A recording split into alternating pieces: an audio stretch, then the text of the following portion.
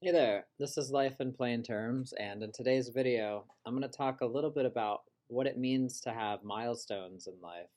Specifically, as a 28-year-old man, I wanted to reflect a little bit about my experience, comparatively speaking, with other people in relationships, in housing, and career, and an overall total self-worth.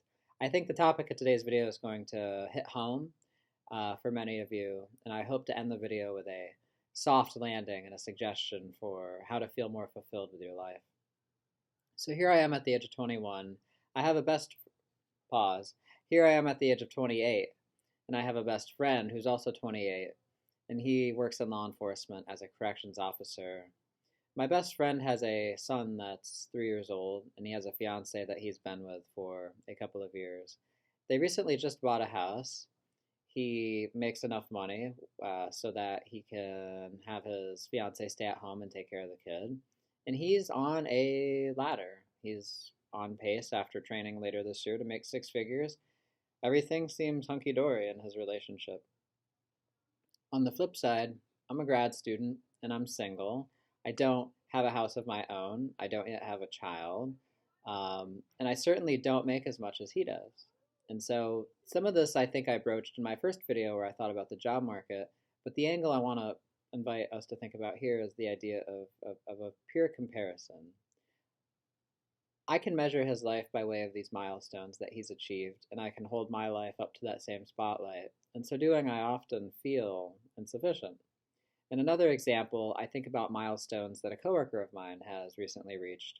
She's 29 years old, and I connected with her today, and she said she recently went on maternity leave. She has a 37-year-old husband. They recently had their first child together. They also own a house. They have a very stable income because he's a mid-level manager basically at a credit union, and he makes good money. I think of myself again. I think about what I make. I think about the friendships I have. I think about relationships as well. And I think as though there's milestones that this other person in her late 20s is achieving that somehow I'm not. And I can think of more examples if you really wanted me to, but I do want to linger on the topic of milestones for a second before we have this soft landing. I think it's very much nowadays um, encouraged for the person like me who's 28 to have a house, to have kids. I think all of this connects with old seated notions of the American dream. I think these are genuinely goals that many people have.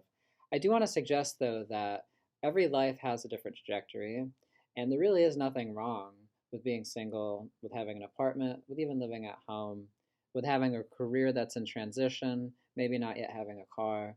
I want to push back on the idea that these milestones represent a dream-like idealism that we should all strive to have by the age of 30, for example. Um, and kind of parking this bus softly, so to say, I want to encourage you, if you're feeling any of these feelings, to kind of, I want you to know that you're not alone, and I want you to kind of think about the milestones that you have in your life, even if they don't track on to society's expectations for you. I'm sure there are many things that you should feel proud of if you really think about it. If this video interested you and if you connected with any of these ideas of milestones and feeling left out, and if you're similar to me in age, which you don't have to be, I'd love to get your experience if you'd like to leave it as a comment. If you would like to give this video a like and subscribe to the channel, that would help it grow and that would make me very appreciative. I will see you tomorrow for whatever tomorrow brings. Thank you.